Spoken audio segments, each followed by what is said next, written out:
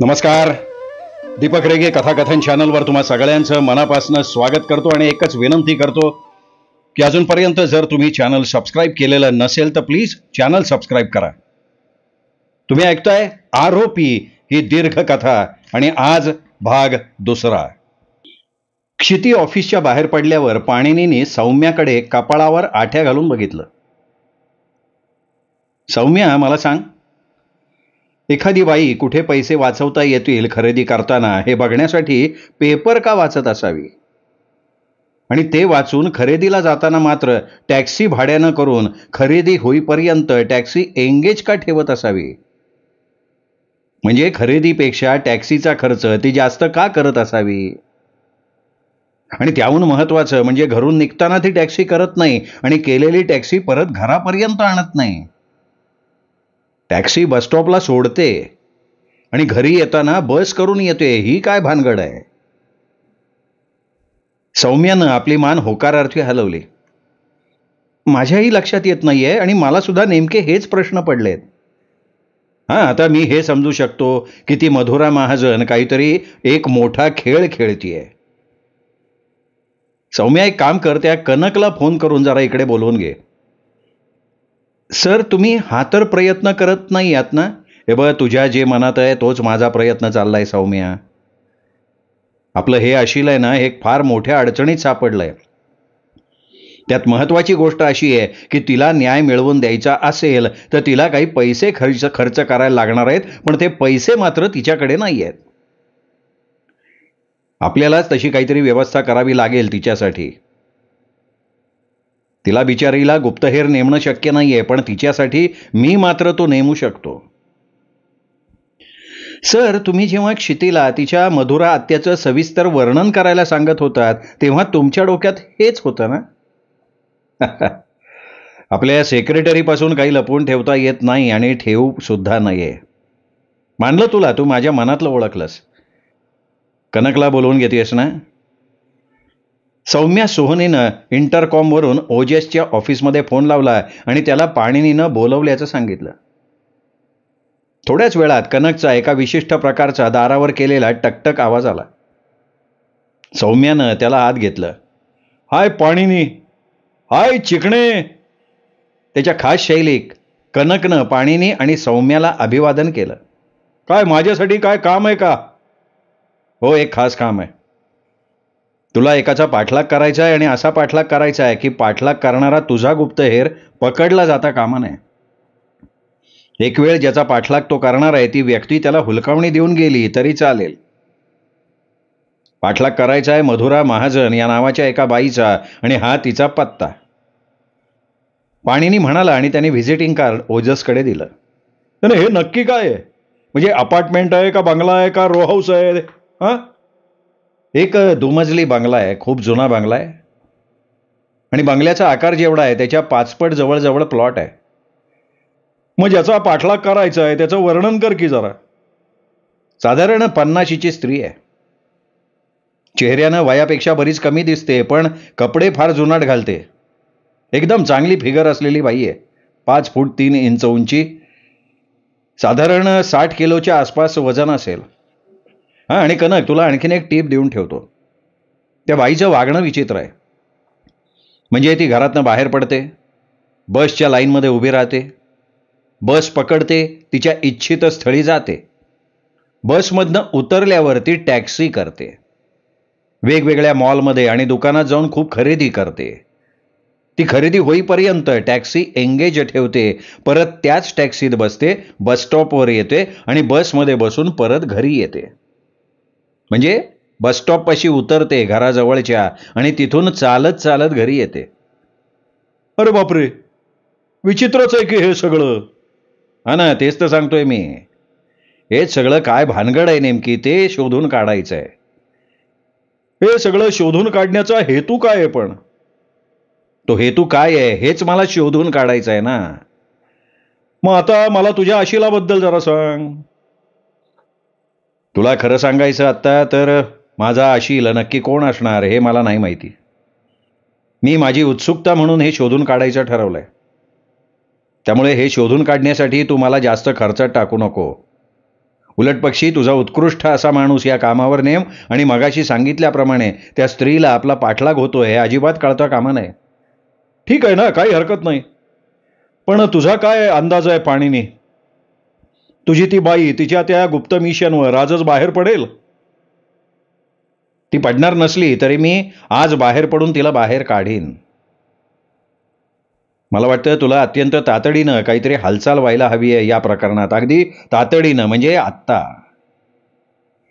ठीक आहे, माझ्याकडे आहे एक चांगला माणूस हे काम करणारा, त्याला नेमून टाकतो. पुढच्या काही मिनिटात तो आपल्या कामगिरीवर बाहेर पडलेला असेल.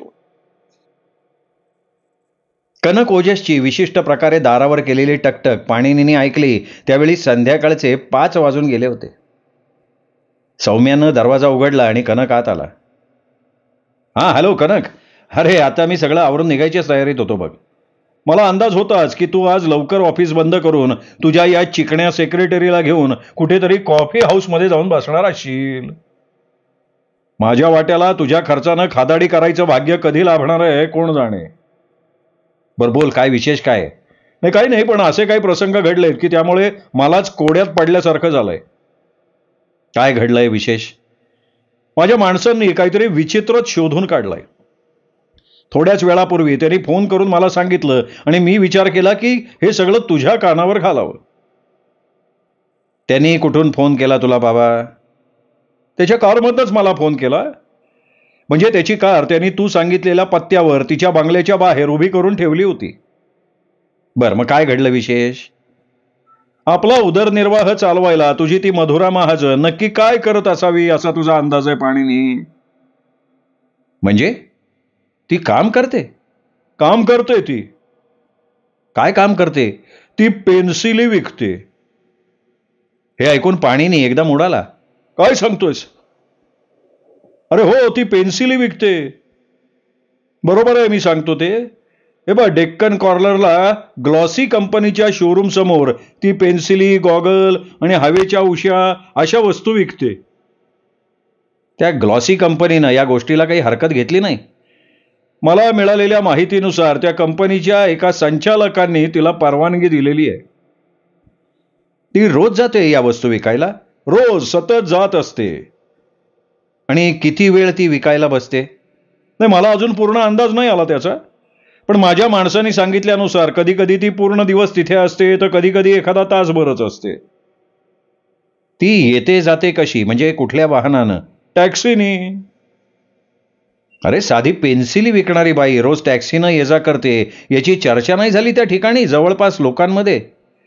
ती रोज एकाच टॅक्सीनं येतोय आणि जाते. बहुधा तिने एकच टॅक्सीवाला महिना विशिष्ट रक्कम देऊन भाड्यानं ठेवलाय. एक नवीनच कळालं.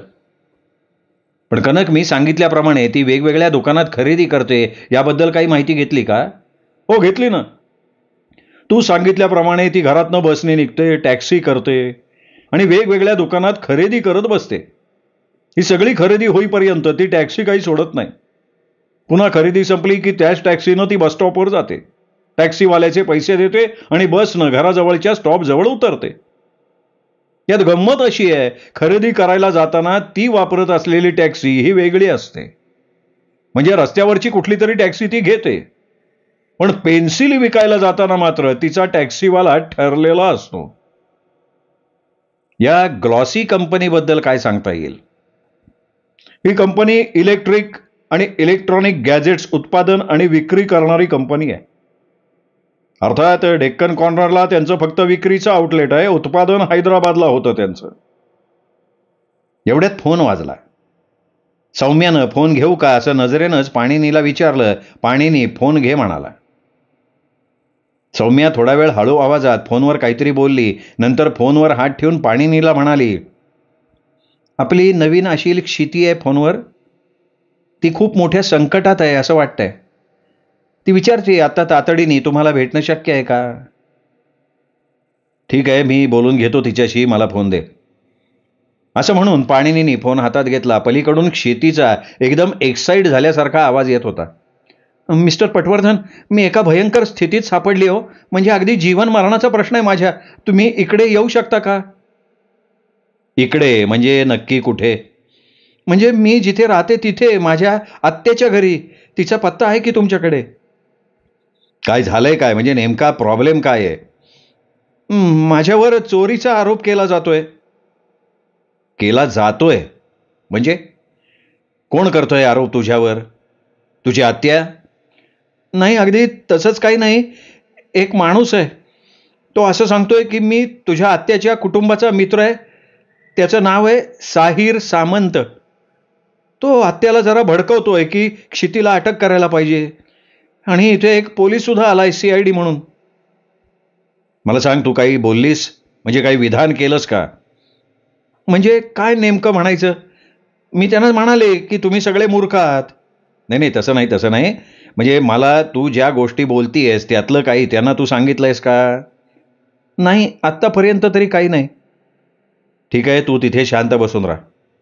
तू एवढंच सांग की तू काहीही चोरी केलेली नाहीयेस आणि या व्यतिरिक्त कोणाशीही काहीही बोलू नकोस. कोणाच्याही प्रश्नाला उत्तर देऊ नकोस. एवढंच सांग त्यांना की माझा वकील लवकरच तिथे येणार आहे आणि माझ्या वतीनं तोच सगळी बोलणी करेल. ठीक आहे, मी तसंच करते. मला वाटतं तुझ्या आत्याचं मोठं आर्थिक नुकसान झालेलं असणार. हो, माझाही तोच अंदाज आहे हो. म्हणजे तिने घरात जे पैसे साठवून ठेवले होते त्यापैकी? ती एक मोठी गोष्ट आहे. सांगायची झाली तर नाही नाही, ठीक आहे, आता तिकडून काही बोलू नको. मी निर्दोष आहे या व्यतिरिक्त तोंडातनं ब्र सुद्धा काढू नकोस. मी तिथे येतोच आहे. मी आलो की नेमकं काय बोलायचं काय नाही हे तुला बरोबर सूचित करेन मी. पाणिनी म्हणाला आणि पाणिनीने फोन ठेवून दिला. सौम्याकडे बघून त्यांनी मान हलवली. चल निघूया असं म्हणत त्यांनी दार उघडलं. जाताना त्यांनी ओजसला सूचना दिली. ते बघ, तिकडे काय घडतंय ते मी तुला फोनवर सविस्तर कळवतो, पण त्या बाईच्या मागे तुझे गुप्तहेर लावले होतेस त्याला परत बोलवून घे. कारण ते तिच्या मागावर आहे हे कळलं तर आणखीन मोठा अनर्थ ओढवेल. चल सौम्या, जाऊया पटकन. पाणिनी म्हणाला आणि सौम्याला घेऊन बाहेर पडला. कॅरिडॉरमध्ये आल्यावर त्याने लिफ्टचं बटन दाबलं. अरे बापरे, भयानकच घडलंय, सौम्या म्हणाली. त्या मधुराने जर तिचे सगळे पैसे त्या खोक्यात ठेवले असतील आणि खरोखर ते चोरीला गेले असतील तर ती पुरती कंगाल होईल. आणि सर, आपण आपल्या आशिलाला असं कितीसं ओळखतोय? आत्ताच तर आपली पहिली भेट झाली आहे. सौम्या, अर्थात आपल्याला त्या खोक्यात काय होतं ते माहिती नाहीये.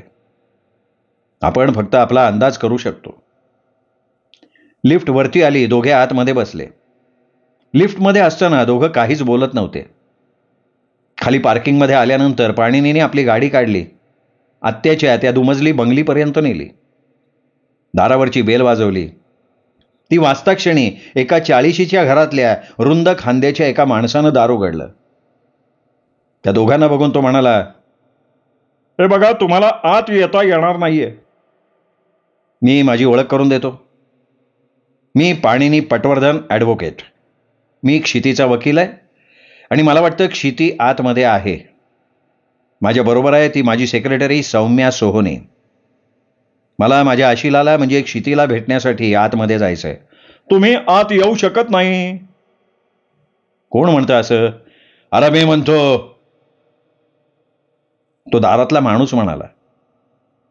एकंदर तिथल्या सगळ्या परिस्थितीचा ताबा त्यांनीच आपल्या हातात घेतल्यासारखा दिसत होता. मी साहिर सामंत आहे. मी या कुटुंबाचा मित्र आहे आणि तुमची आशील क्षिती इथे घडलेल्या गुन्ह्यात आरोपी म्हणून अडकल्याचं सकृत दर्शनी दिसतंय.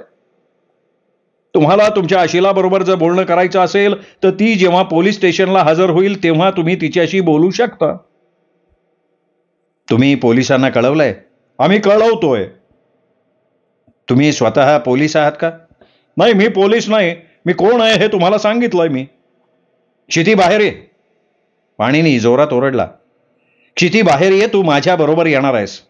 ती तुमच्या बरोबर बाहेर जाऊ शकत नाही. तुम्ही अडवणार आहात तिला? हो, मी अडवणार, बळजबरी करून, गरज वाटली तर. माझ्या बरोबर असलेल्या या गृहस्थाचं नाव आहे जनार्दन दयाळ.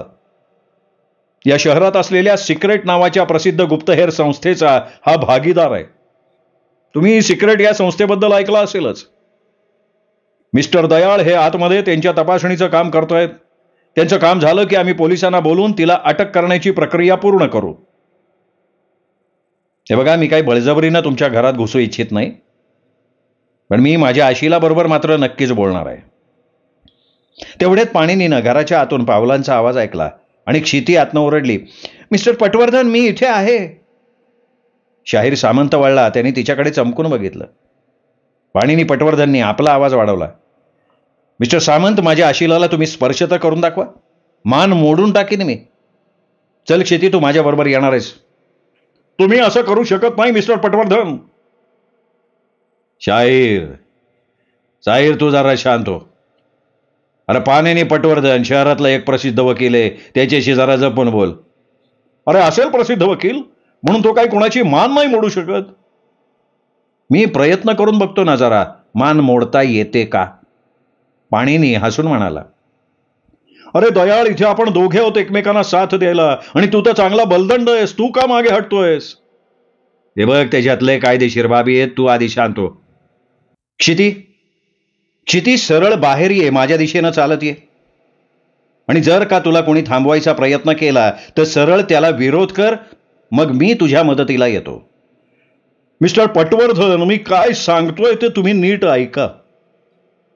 कुठल्याही सुजाण नागरिकासमोर एखादा गुन्हा घडला तर त्या गुन्हेगाराला अटक करायचा अधिकार सुजाण नागरिकाला असतो.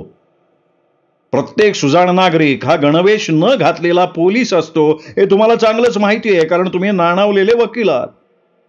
तुमच्या वकिली भाषेत याला सिटिझन्स अरेस्ट असं म्हणतात, आणि आम्ही क्षितीला सिटिझन्स अरेस्ट करणार आहोत. हे साहिरार, तू जरा सबुरीने घे की. ठीक आहे ना, तुम्ही तिला सिटिझन अरेस्ट केली. आता त्याचा पुढचा भाग काय आहे ते तुम्हाला सांगतो. तुमचं हे कर्तव्य आहे की तुम्ही तिला सगळ्यात जवळच्या दंडाधिकाऱ्याकडे नेणार. ते कर्तव्य तुम्हाला करावंच लागेल. क्षिती, बाहेर येतो, घाबरू नकोस, मी तुझ्या बरोबर तिथे येतो. जरा थांबा पटवर्धन, थांबा तुम्ही. मी सांगतो ते ऐका. हे बघा, आम्हाला अजून थोडं तपासणीचं काम करायचंय, आणि क्षिती ही आमच्यासाठी एक मोठा अडथळा ठरती. कशा प्रकारचा अडथळा करतीये तुम्हाला ती? तिने तिच्या हाताचे ठसे आम्हाला नाही घेऊ दिले. मी तिला सांगितलं की तिला पोलीस स्टेशनमध्ये घेऊन गेलं की तिला तिच्या हाताचे ठसे द्यावेच लागतील, त्यापेक्षा आम्हाला हित सहकार्य कर. क्षिती, लगेच बाहेर ये. थांबलीयस का तू? पाणिनी ओरडला. पाणिनीनं हे वाक्य उच्चारल्याबरोबर साहिर दारात तिची वाट अडवून उभा राहिला, पण क्षितीनं त्याला बाजूला ढकललं आणि ती दाराच्या दिशेनं पळाली. जनार्दन दयाळनं तिला अडवायचा अजिबात प्रयत्न केला नाही. अरे दयाळ, थांबव की, पकड की तिला. साहिर ओरडला, पण ती त्याच्या तावडीतनं सुटली आणि पाणिनी पटवर्धनच्या जवळ गेली. पाणिनीने तिचा हात आपल्या हातात घेतला आणि तिला सौम्याच्या ताब्यात देऊन टाकलं. नंतर साहिर आणि दयाळकडे वळून तो म्हणाला, क्षिती आता माझ्या ताब्यात आहे. हे ऐकल्याबरोबर साहिल आरडाओरडा करत आला, हे बघ, तू तिला आमच्यापासून दूर घेऊन जाऊ शकत नाहीस. पैज लावतोस? अरे दयाळ, काहीतरी कर. मिस्टर दयाळ, आता या क्षणी तुम्हाला वाटतंय ना तसा वागणार नाहीये. जनार्दन दयाळ साहिरच्या कानात काहीतरी कुजबुजला. पाणिनी पटवर्धननी त्याच्याकडे फारसं लक्ष दिलं नाही. चल क्षिती, असं तिला तो म्हणाला आणि सौम्याला बरोबर घेऊन गाडीच्या दिशेनं निघाला. मिस्टर पटवर्धन, मला असं इथून लगेच निघता येणार नाही. आहो, मी माझ्या खोलीतनं काही आणलेलं नाहीये. म्हणजे अगदी दात घासायचा ब्रश, टूथपेस्ट ते सुद्धा घेतलेलं नाहीये मी. टूथब्रश आणि टूथपेस्टपेक्षा इतर बऱ्याच महत्वाच्या गोष्टी आपल्याला करायच्या आहेत. आपण निघतोय. तुझ्याबरोबर तू तुझी पर्स घेतलेली दिसतेस. हो, एवढ्या सगळ्या त्या गोंधळात आणि हातघाईच्या लढाईत मी पर्स मात्र घेतली. किती मोठी लढाई झाली? शारीरिक लढाई नाही, पण तोंडी तोंडी खूप झाली. तू त्यांना काय सांगितलंस? नाही, मी नाही काय सांगितलं. तुम्ही जेवढं सांगायला सांगितलं होतं तेवढंच फक्त सांगितलं. मी सांगितलं की मी काही पैसे चोरलेले नाहीयेत आणि मी तुमच्या कुठल्याही प्रश्नाला उत्तर देणार नाहीये. जेव्हा माझा वकील माझ्यासमोर असेल तेव्हा त्याच्या सल्ल्यानं मी तुमच्या प्रश्नाचं उत्तर देईन, कारण मी कुठलाही गुन्हा केलेला नाही. आणि माझं मत असं आहे की मला प्रश्न विचारायचा तुम्हाला अधिकारच नाहीये. आणि हीच वाक्य मी त्यांना सतत ऐकवत राहिले. एकदम छान, एकदम छान. असंच उत्तर तुझ्याकडनं अपेक्षित होतं. सर, अहो, वाऱ्याने एखादं पान थरथरावं ना, तशी थरथरतीये ही. सौम्यानं क्षितीचं थरथरणं पाणिनीच्या नजरेला आणून दिलं. मला कल्पना आहे, आपण जरा बाहेर जाऊ, जिथे आपल्याला शांतपणे बोलता येईल. कुठे जायचं? तुमच्या ऑफिसमध्ये? नाही नाही, ते खूप लांब आहे. आपण बाहेर रस्त्यावर पडू आधी आणि सगळ्यात जवळचं हॉटेल दिसेल तिथे जाऊ. आपण त्या हॉटेलमध्ये चक्क तुझ्या नावानं खोली बुक करू. मग तुझ्या वस्तू कशा तिकडे आणायच्या ते ठरवू. आज तू कामावर हजर झाली नाहीस ना? नाही, आज नाही झाले. मी मालकांना म्हणजे राजेंना सांगितलं की मी दुसरीकडे राहायला जातीये, त्यामुळे मला आज संध्याकाळची आणि रात्रीची रजा लागणार आहे आणि त्यांनी दिली रजा मला. ठीक आहे, हे छान झालं. चल आपण जरा हॉटेल शोधू. ते तिघेही गाडीत बसले आणि पाणिनीनं आपली गाडी रस्त्यावरच्या रहदारीत घुसवली. क्षिती, मी सांगतोय ते आता नीट ऐक. मला तुझ्याशी कदाचित फार सविस्तर बोलता येणार नाही, कारण त्यांनी एव्हाना पोलिसांना कळवलं असेल आणि कदाचित पोलीस आपल्या मागावर सुद्धा असतील. तू आत्ता मला आणि सौम्याला जे काही सांगशील ते पूर्णपणे गोपनीय असेल याची खात्री बाळग. आता त्यांच्यासमोर मी तुला काही बोलू नको असं सांगितलं, ते तसं मला सांगावंच लागलं. याचं कारण असं की आम्हाला वाटतंय की ज्या गोष्टी तू करायला नको होत्यास त्या तुझ्या हातनं झाल्या आहेत. तुला फार उत्सुकता होती ना त्या खोक्यामध्ये काय आहे ते बघायची, पण प्रत्यक्षात तुला तसं करायचा काहीही अधिकार नव्हता कायद्याने. या उत्सुकतेपोटी ज्या क्षणी तू खोक्याला हात लावलास त्याच क्षणी तुझी अवस्था फार नाजूक झालीये, कायदेशीर दृष्ट्या म्हणतोय मी. आता तुझी मधुरा आत्या किती नोटा गेल्याचा क्लेम करतीये? 2,000 रुपये म्हणते ती. काय? फक्त 2,000 रुपये? जे सगळं खोकं नोटाने खचाखच भरलेलं होतं त्यातनं फक्त 2,000 रुपये घेतल्याचा आरोप तुझ्यावर करते तुझी आत्या? पाणिनी पटवर्धननं आश्चर्यानं विचारलं. मिस्टर पटवर्धन, काहीतरी गौड बंगाल आहे. त्या खोक्यांमध्ये आता पैसे नाही आहेत, ती सगळी खोकी रिकामी आहेत. सगळीच्या सगळी खोकी रिकामी आहेत. हो ना. आणि त्या सगळ्या खोक्यात मिळून जिथे लाखो रुपयाच्या नोटा असायला हव्या होत्या त्या ठिकाणी फक्त 2,000 रुपये तू चोरल्याचा आरोप तुझी आत्या करतीये. छे, वेळ लागायची पाळी आली आहे मला. दुपारी साहिर माझ्या आत्याला भेटायला आला. त्यांच्या गप्पा झाल्या. तिने त्याला रात्री जेवायला यायचं निमंत्रण दिलं. तिने मलाही जेवायला बोलवलं. आम्ही तिथे बसलेलो असताना ती गेली वरच्या मजल्यावर. जवळजवळ 15 मिनिटं तिने आम्हाला दोघांना खाली एकत्र सोडलं आणि मग अचानक वरच्या मजल्यावरनं ती किंचाळायला लागली की मोठी चोरी झाली आहे, मोठी चोरी झाली आहे. आणि ती किंकाळी ऐकल्याबरोबर तो साहिर विजेच्या वेगानं वरच्या मजल्यावर गेला पळत. मी सुद्धा त्याच्या मागोमाग वर गेले. बघते तर आत्या तिच्या त्या कपाटाच्या दरवाजाजवळ उभं राहून बोटानं खोकी दाखवत होती आणि किंचाळून बडबडत होती की मी पुरती लुटली गेली आहे. शेवटी साहिरनी तिला शांत केलं. पटवर्धन, तुम्ही कल्पना करा त्यावेळेला मला काय वाटत असेल. मी प्रचंड घाबरले होते. साहिरनी तिला विचारलं की किती रक्कम गेली, तेव्हा तिने एका खोक्याकडे बोट दाखवून म्हटलं की 2,000 रुपये गेलेत. तिने त्या खोक्यात ते ठेवले होते आणि आत्ता ते दिसत नाहीयेत. पण मग इतर खोक्यांबद्दल काय म्हणाली ती? नाही, काही नाही बोलली ती. पण मग त्यावर साहिर काय म्हणाला? बोलला काहीच नाही तो हरामखोर साहिर सामंत. असं दिसतंय की पहिल्यापासूनच मी आत्याकडे राहायला आलेली त्याला आवडलेलं नाहीये. आत्याच्या बेडरूम मधल्या खोलीत ठेवलेल्या कपाटाला जवळ जायची सगळ्यात पहिली संधी मला होती हे आत्याच्या मनात ठसवायला तोच कारणीभूत आहे. तू घरी किती वेळ होतीस? मी दुपारची सुट्टी घेतली होती ना. मला काही वैयक्तिक खरेदी करायची होती. नंतर मी घरी गेले, माझं सामान भरलं. आत्याने मला रात्रीचं जेवणाचं निमंत्रण दिलं. मी हो म्हणाले. नंतर रात्री आल्यानंतर आत्यानं मला सांगितलं की तिने त्या सामंतला पण जेवायला बोलवलंय. तू त्याला आधी कधी भेटली होतीस? हो, अगदी जुजबी ओळख झाली होती. तुला त्याच्याबद्दल काय माहिती आहे? नाही, काहीच माहीत नाही. तो स्वतःला आत्याच्या कुटुंबाचा मित्र म्हणवतो. नाही नाही, तो कुटुंबाचा मित्र वगैरे नक्कीच नाहीये, कारण कुटुंब असं अस्तित्वातच नाहीये ना. आता माझेच आईबाबा अपघातात गेले, पण मला माहिती आहे की माझ्या आईबाबांनी सुद्धा या सामंतला कधीही पाहिलेलं नसावं. तेव्हा जरी मी लहान असले तरी मी आईबाबांच्या किंवा आत्याच्या तोंडून या सामंतचं नाव कधीही ऐकलेलं नाही. त्या दिवशी तू त्याच्याबरोबर किती वेळ होतीस? फार वेळ नव्हते, फार तर 10-15 मिनिटं. जेव्हा आत्या वरच्या मजल्यावर गेली होती, पण तेव्हा तो माणूस मला जास्त उर्मट वाटला. तो काय करतो ते त्याने तुला सांगितलं? हो, तो म्हणाला की तो गुंतवणूक सल्लागार आहे आणि कर्ज मिळवून द्यायचं वगैरे काम करतो. पण मला त्याच्याशी बोलताना असं जाणवलं की तो त्याच्याबद्दल फारशी माहिती द्यायला इच्छुक नव्हता.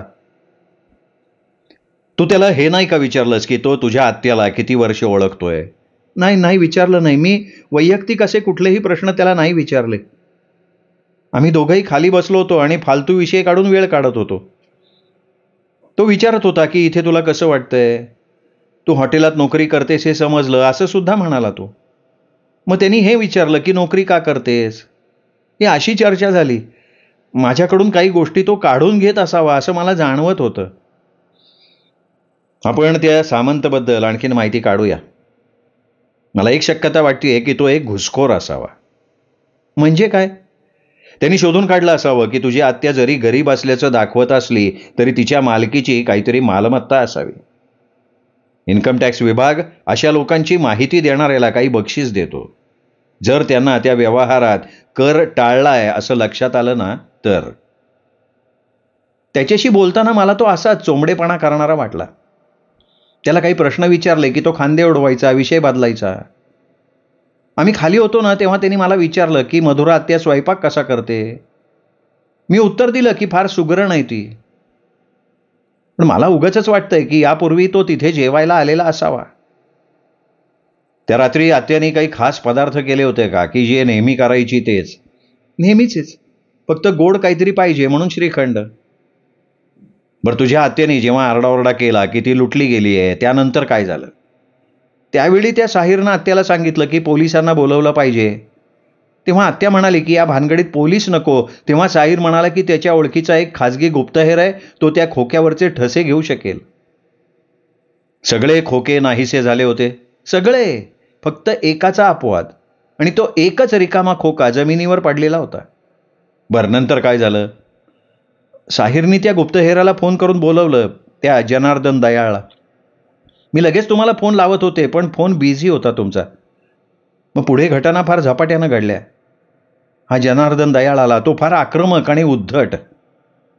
त्याचा आग्रह होता की मी माझ्या बोटाचे ठसे त्याला घेऊ द्यावेत. मी स्पष्टपणे नाही म्हणून सांगितलं त्याला. मी हेही सांगितलं की तुम्ही माझे वकील आहात, मी तुम्हाला बोलवून घेतलंय. आणि नंतर मी तुम्हाला फोन केला. तुम्ही आलात. पुढचं तुम्हाला माहिती आहे. पाणीनी इतका वेळ लक्षपूर्वक गाडी चालवत होता.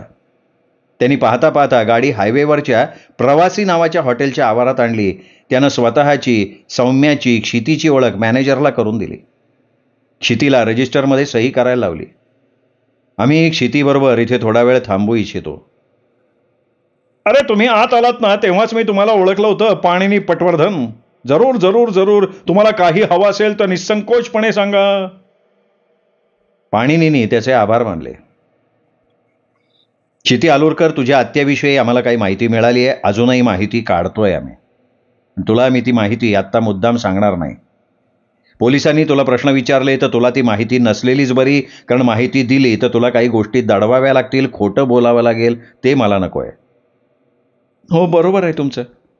आपल्याला काळजीचा मुद्दा असा आहे की तुला नोटांनी खच्च भरलेला खोका दिसला, तू हे पोलिसांना किंवा कोणालाही सांगितलंस किंवा कबूल केलंस की लगेच ते या निष्कर्षाला येतील की तुझ्या आत्याने नोटांनी भरलेला जो खोका लपवून ठेवला होता त्यातल्या नोटा तू चोरल्यास. नेमके पैसे किती होते हे सांगण्याचं धैर्य आत्यामध्ये नाही, म्हणून ती म्हणतेय की फक्त 2,000ची नोट चोरीला गेली आहे. पोलिसांच्या दृष्टीनं तू 1,000ची एक नोट चोरलीस काय किंवा सगळ्या नोटा चोरल्यास काय, तुला चोर ठरवण्यात ते यशस्वी होणं त्यांच्या दृष्टीनं महत्वाचं. म्हणून तू त्या कपाटात काय बघितलंस हे सांगू नकोस असं मला वाटतं, पण त्याचबरोबर तू खोटं सुद्धा बोलू नकोस. मग या दोन्हीचा मेळ कसा घालणार? बरोबर आहे.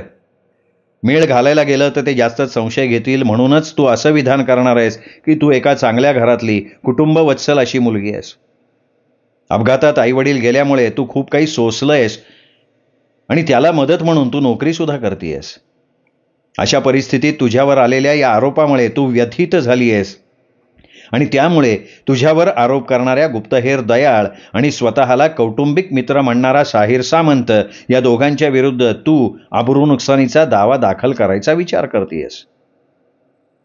आणि त्यामुळे मी सध्या कुठलंही विधान करणार नाही.